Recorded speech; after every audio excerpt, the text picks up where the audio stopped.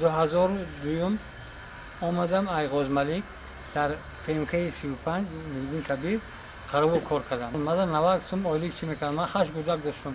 مثال ما در یاردن خیلی نمیکرد. قسم داره میرفتم خانه شما. انا یاردن میکردم.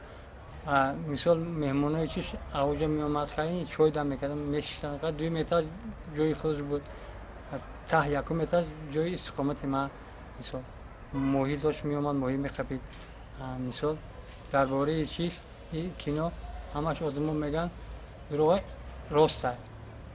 مثال بعد وای محیدین کبیر گفت که من دختر سر میگیرم. ما گفتم نه بزنی دویم زن میگیریم. گفت ما نه گفتم دخترم نه گفت دختر یوش بود. ما دختر زیبا رو گرفت. زنگیری اینجا ما جای خانه نداد.